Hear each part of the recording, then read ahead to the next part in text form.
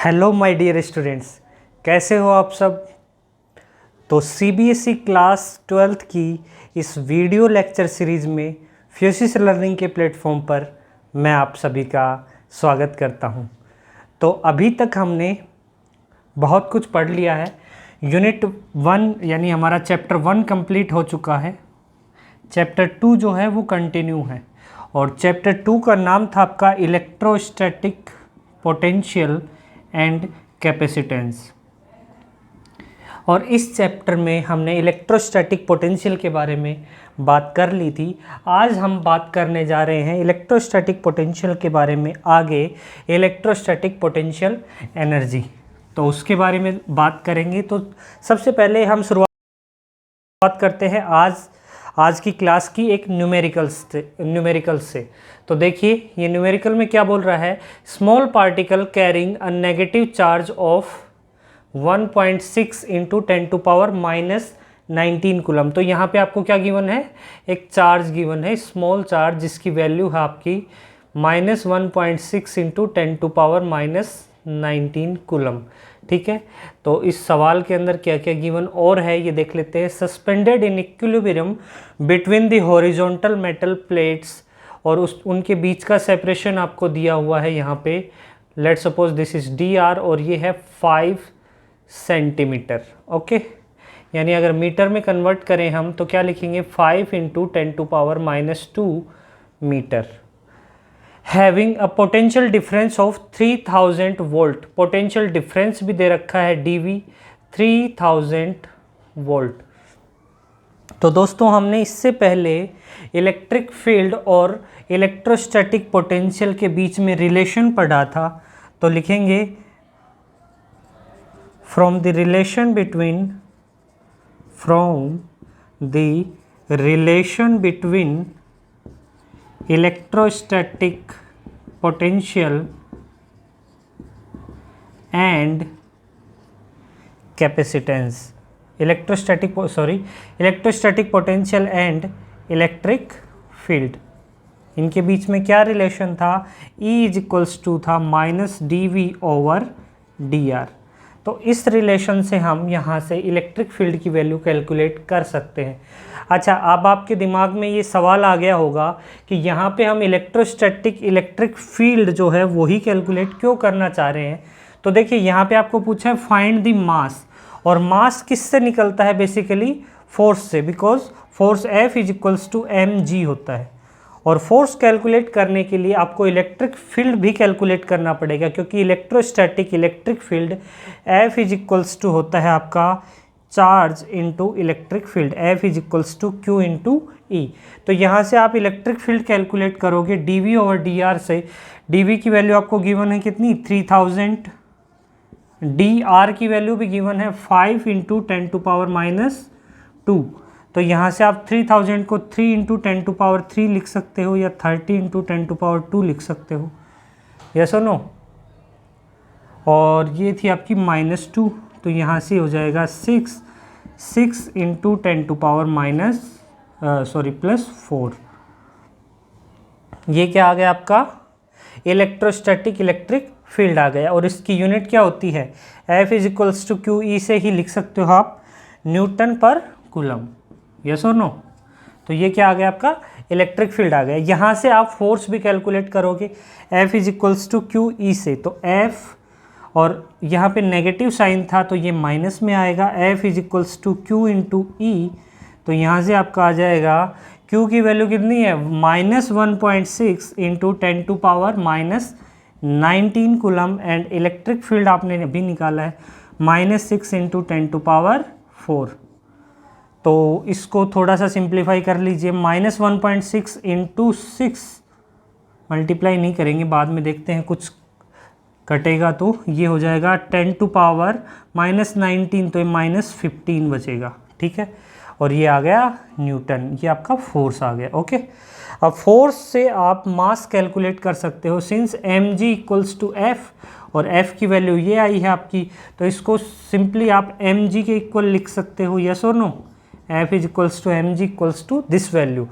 यहाँ से मास अगर कैलकुलेट करना है तो मास आ जाएगा आपका this is minus minus plus and mass will be g, gravitational constant 9.8 होता है या अप्रोक्सीमेट 10 होता है, तो ये हो जाएगा 1.6 into 6 into 10 to power minus 15 upon 9.8।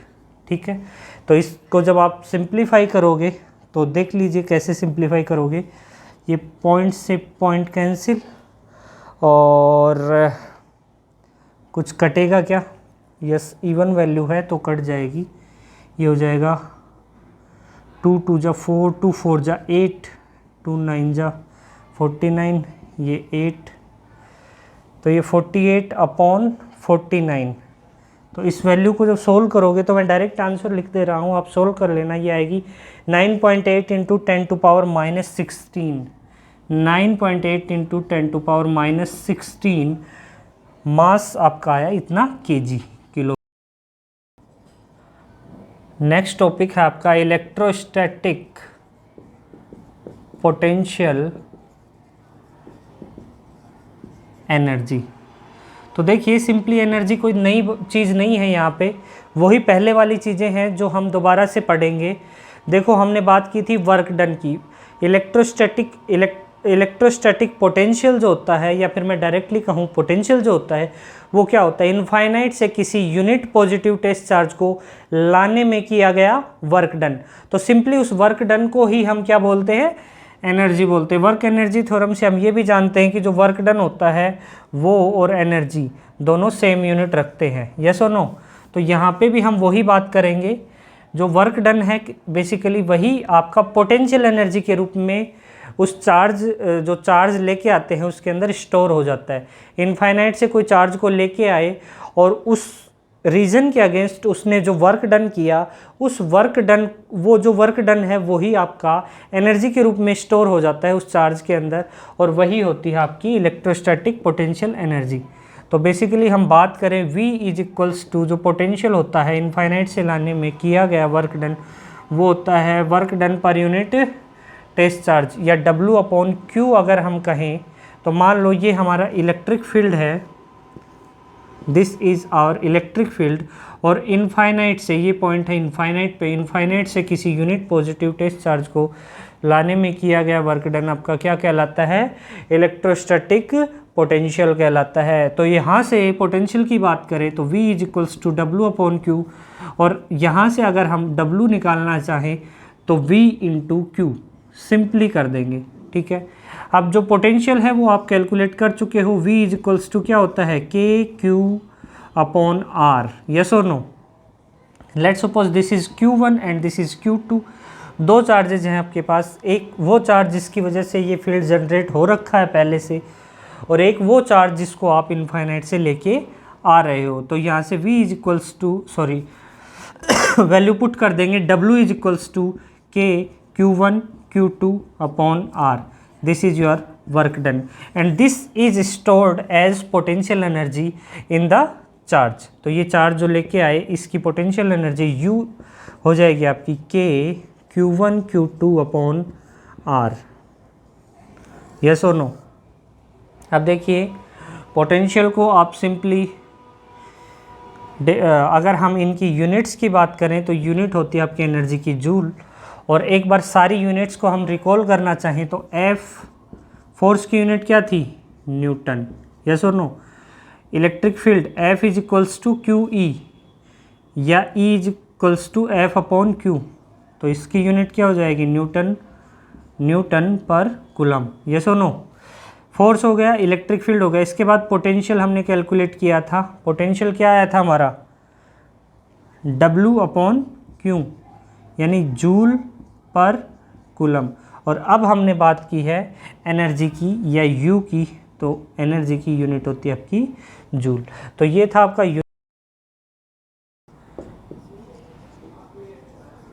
Charges. तीन चार्जेस की वजह से आपको इलेक्ट्रोस्टैटिक पोटेंशियल एनर्जी कैलकुलेट करनी है। तो देखिए एक बार में तीनों चार्जेस नहीं लेके आएंगे। मान लीजिए सिंपली हमारे पास सबसे पहले क्या है, एक रीजन है, ठीक है। ये रीजन क्या है, बिल्कुल खाली स्पेस है, फ्री स्पेस है। यहाँ पे अगर कोई भी आना चाहेगा चार्ज, चाहे वो कहीं से भी आए, तो यहाँ पे कुछ भी नहीं है, मतलब पहले कुछ भी नहीं है जिसकी वजह से यहाँ पे फील्ड बने। तो कोई फील्ड नहीं है तो नो वर्क डन, यस और नो। तो पहला जो चार्ज आएगा आपका, मान लो सपोज Q है आपका, Q1 है पहला चार्ज, तो वो जब यहाँ पे आएगा तो उसको W1 वर्क डन करना पड़ेगा। और वो W1 वर्क डन आपका कितना होगा, यहाँ पे कोई चार्ज है ही नहीं तो W भी आपका नहीं होगा। मीन्स हम सिंपली ये कह सकते हैं कि आपका जो W1 है वो क्या हो जाएगा, 0, यस और नो। ओके, तो फर्स्ट केस के अंदर हम एक चार्ज लेके आए और उसको लाने में कोई भी इस रीजन के अंदर वर्क डन नहीं करना पड़ा, तो W1 की वैल्यू हो गई 0। अब देखो ये यहाँ पे पहले से आके बैठा हुआ है। दूसरा सीन क्या है कि Q1 यहाँ पे पहले से आके बैठा हुआ है, तो इस Q1 की वजह से कोई ना कोई फील्ड होगा, यस और नो। ये late suppose this is field of Q1। तो इस फील्ड के अंदर अगर हम Q2 चार्ज को लेके आएंगे तो इस Q1 के फील्ड के अगेंस्ट उसको कुछ ना कुछ वर्क डन करना पड़ेगा। इस फील्ड के अगेंस्ट कुछ ना कुछ वर्क डन करना पड़ेगा, और वो वर्क डन हमारा क्या होगा, कोई वैल्यू देगा, नॉन जीरो वैल्यू, यस और नो। तो W2 will be work done in bringing a Q2 charge in this region will be non zero value. और वो क्या होगी, W हम कैसे कैलकुलेट करते हैं, ये हो जाएगा आपका Q1, तो V इंटू Q1 लिख सकते हैं हम। इसका पोटेंशियल लेट सपोज V1 है, तो V1 इंटू Q2, यस और नो। और इसकी वजह से जो V1 पोटेंशियल है वो हम लिख देते हैं K Q1 upon R and Q2, yes और नो। ये अगर हम इसको R सेपरेशन तक लेकर आएँ तो यहीं पे हमें पोटेंशियल कैलकुलेट करना होगा ना, तो ये सेपरेशन लेट सपोज R है। ओके, अब देखिए तीसरा चार्ज और लेके आएंगे, क्योंकि हमने हेडिंग दी है 3 पॉइंट चार्जेस। अब तीसरा चार्ज लेके आएंगे तो यही सीन है हमारा फिर से, लेकिन यहाँ पे क्या है, एक Q1 है बैठा हुआ पहले से और एक Q2 बैठा हुआ है इससे R सेपरेशन पे, ठीक है। Q1 और Q2 दो पहले से बैठे हुए हैं, और हम इनफाइनाइट से, ये भी इनफाइनाइट से आया था, ये भी इनफाइनाइट से आया था, और ये भी इनफाइनाइट से ही आ रहा है। और ये हम मान लो इससे, इन दोनों से, इससे R1 सेपरेशन पे और इससे R2 सेपरेशन पे कोई एक Q3 चार्ज लेकर आ रहे हैं। तो ये जो Q3 चार्ज लेके आएंगे ये इसके फील्ड के अगेंस्ट भी वर्क करेगा और ये इसके फील्ड के अगेंस्ट भी वर्क करेगा। मींस यहाँ पे दो चार्जेज हैं, इन दो चार्जेज की वजह से दो फील्ड जनरेट होंगे यहाँ पे, एक इसका फील्ड और एक इसका फील्ड, ठीक है। तो दो पोटेंशियल होंगे। Let's suppose this has potential, ये R1 सेपरेशन पे है इससे, तो V1 यहाँ पे रहेगा K Q1 अपॉन R1, और ये जो Q2 है इसकी वजह से V2 रहेगा और वो रहेगा K Q2 upon R2, yes और नो। तो यहाँ पे अगर हमारे पास Q3 चार्ज आया है तो उसको वर्क डन करना पड़ेगा, एक तो इसके अगेंस्ट, मतलब कि V1 into Q3 plus V2 into Q3, that is V1 और V2 की वैल्यू पुट कर देंगे, K Q1 upon R1 into Q3 plus K Q2 upon R2 into Q3।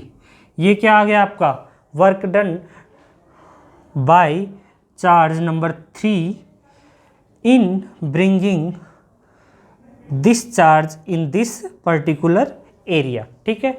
इस रीजन के अंदर हमें इस Q3 चार्ज को लाने में किया गया वर्क डन आपका क्या हो जाएगा, दो हिस्सों में हो जाएगा।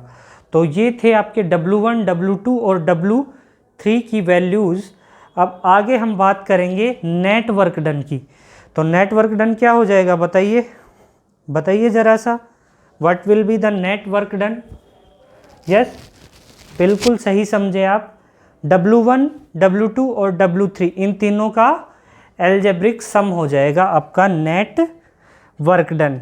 आपका नेट वर्क डन क्या हो जाएगा, W is equals to W1 plus W2 plus W3, yes और नो?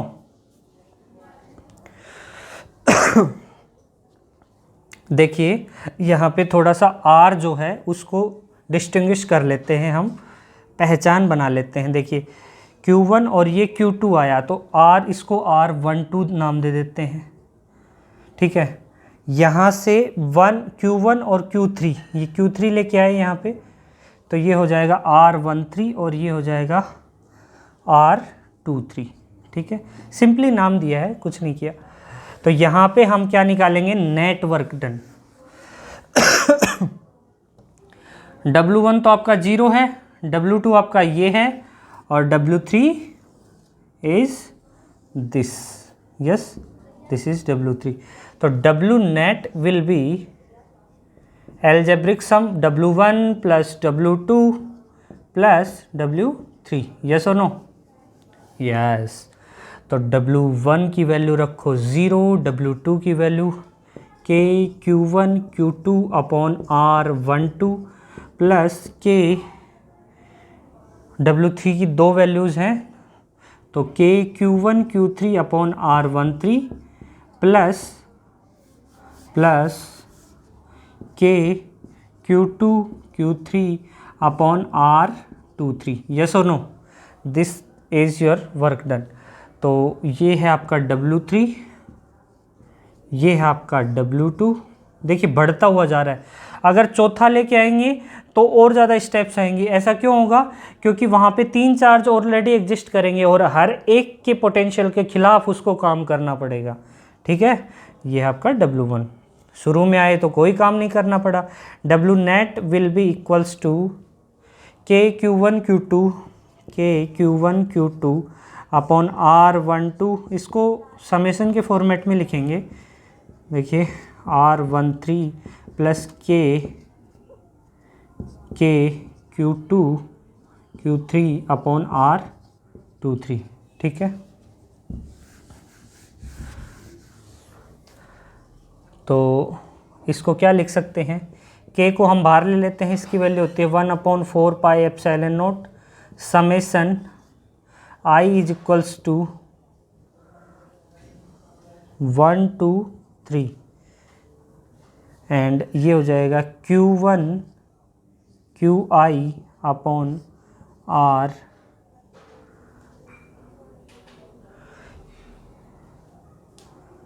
I और J के फॉर्मेट में लेते हैं, I and J is equals to 1 to 3 where I is not equals to J। अब सही बैठेगा QI QJ अपॉन RIJ, ठीक है। 1 2 1 3 एंड 2 3। और नेक्स्ट टॉपिक है potential energy of a dipole in external electric field. तो देखिए ध्यान से समझिएगा, थोड़ा सा ध्यान से देखिएगा। एक एक्सटर्नल इलेक्ट्रिक फील्ड बनाते हैं, this is external electric field, और इसके अंदर एक डाइपोल रखा हुआ है। हालांकि ये डेरिवेशन हम पहले भी कर चुके हैं। ये इलेक्ट्रिक फील्ड है और ये प्लस क्यू चार्ज है, ये माइनस क्यू चार्ज है। देखो सेम मैग्नीट्यूड ऑपोजिट नेचर के दो चार्जेस एक दूसरे से स्मॉल सेपरेशन पे रखे हुए रहें तो वो सिस्टम क्या होता है? डाइपोल होता है। Let suppose this is at an angle of theta के एंगल पे है, तो यहाँ पे हमें क्या निकालना है? पोटेंशियल एनर्जी निकालनी है। तो सिंपली जो वर्क डन है वही पोटेंशियल एनर्जी होता है। W is equals to U कह सकते हो ना।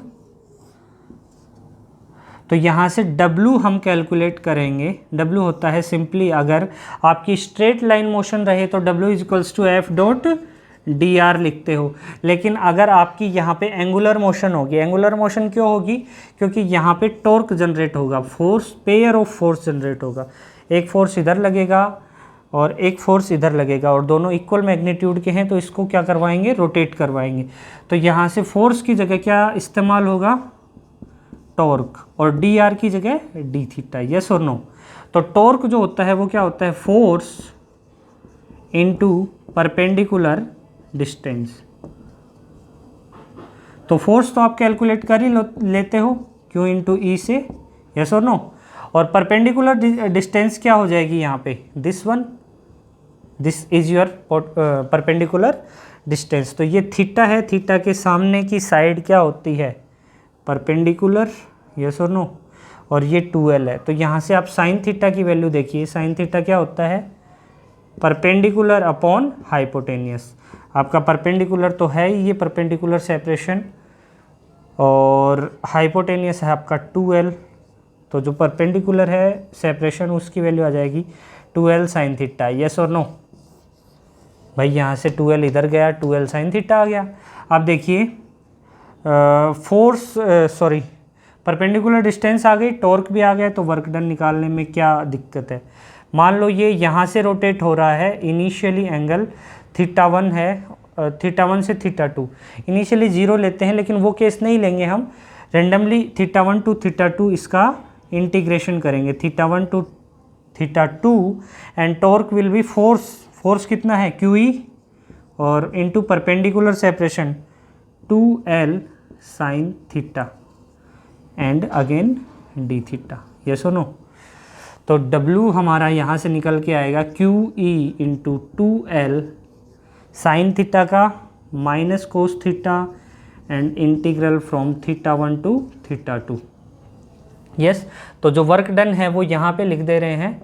देखिए Q into 2L dipole moment होता है, since P is equals to Q into 2L, तो ये हो जाएगा आपका PE and cos theta, upper limit minus lower limit, तो माइनस साइन है तो कोस θ1 माइनस कोस θ2।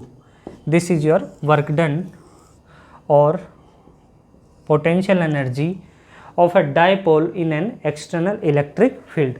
अगेन इसकी यूनिट क्या हो जाएगी, जूल, यस और नो।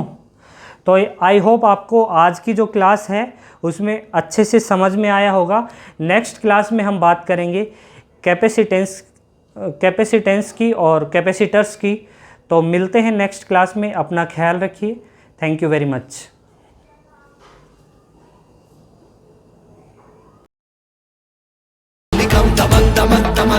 निनादवादमर्वयं चकार चण्डताण्डवं तनोतु नः शिवः शिवः।